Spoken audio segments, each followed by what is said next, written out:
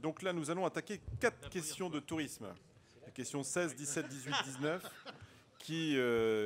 questions de tourisme qui reviennent à Catherine. Et Catherine s'est engagée à faire les choses de manière à être la plus efficace. concise possible.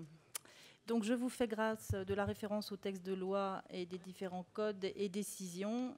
L'office de tourisme sous la forme de l'EPIC a été étendu au territoire de la communauté d'agglomération par délibération du 23 février dernier. Afin de prendre en compte cette évolution de périmètre et l'intégration des offices de tourisme du Mortainais, de Saint-Hilaire-du-Harcouët, de Saint-James et du Val-de-Sée, l'EPIC a proposé une décision modificative lors de son comité de direction du 7 juin dernier.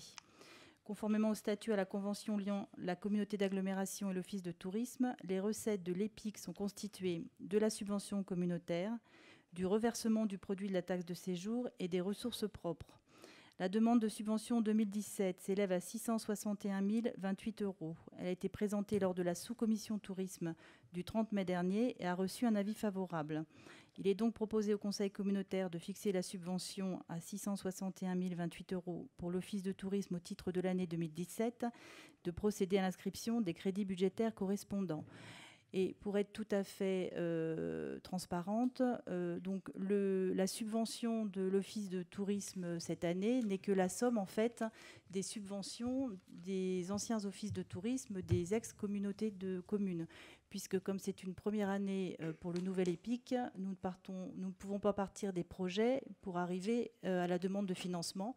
Donc pour permettre à l'EPIC de fonctionner, nous avons additionné les différentes subventions.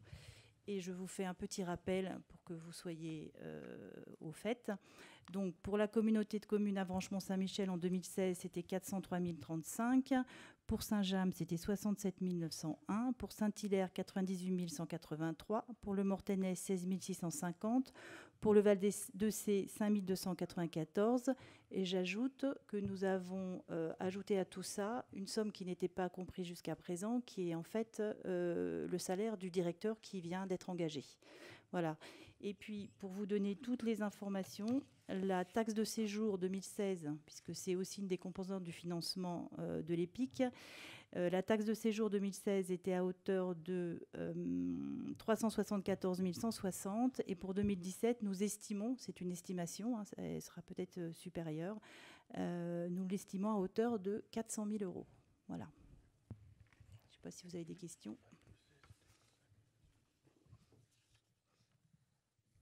Je n'en vois pas. Donc ça signifie que nous allons pouvoir passer au vote assez rapidement. Donc bien évidemment, ce qui vient d'être présenté par Catherine doit être imaginé comme quelque chose qui va évoluer dans le temps, puisqu'on va travailler sur notre taxe de séjour, sur son optimisation. Et donc le vote est parti, pardon.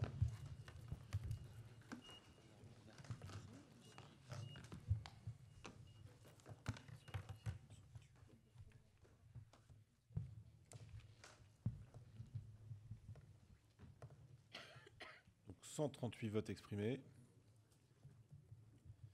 Pour 137 votes pour, 1 vote contre et aucune abstention.